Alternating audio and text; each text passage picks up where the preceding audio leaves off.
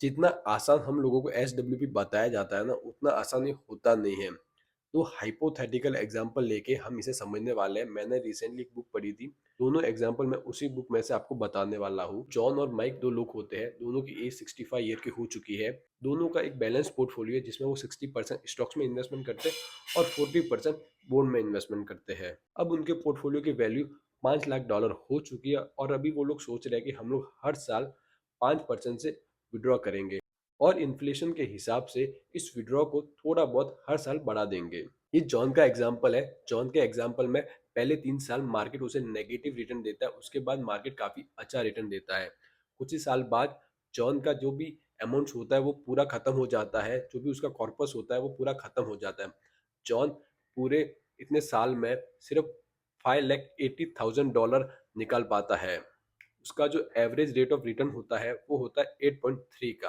अब बात करते हैं माइक की। माइक के टाइम में हम लोग उसके रिटर्न को उल्टा कर देंगे। जहाँ पे जॉन को पहले नेगेटिव रिटर्न मिल रहे थे, यहाँ पे माइक को लास्ट में नेगेटिव रिटर्न मिल रहे हैं और स्टार्ट में पॉजिटिव रिटर्न मिल रहे हैं। इस टाइम में पूरी ही वैल्यू बदल जाएगी। माइक का भी जो एवरेज रेट ऑफ रिटर्न है वो 8.3 है।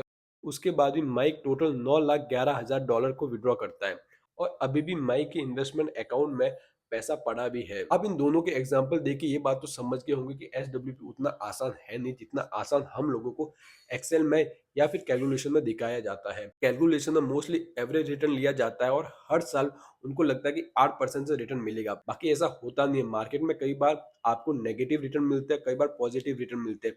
इसलिए कैलकुलेशन में भले ही आपको एसडब्ल्यूपी अच्छा लगे, पर ऐसा है नहीं कि अगर आप एसडब्ल्यूपी करेंगे तो आपको एक अच्छा रिटर्न ही मिलेगा। आई होप कि आपको ये वीडियो समझ में आ गया हो और आपको ये बात समझ में आ गई हो कि एसडब्ल्यूपी जितना आसान हम लोगों को एक्सेल में दिखाया जाता है उतना आसान होता नहीं है।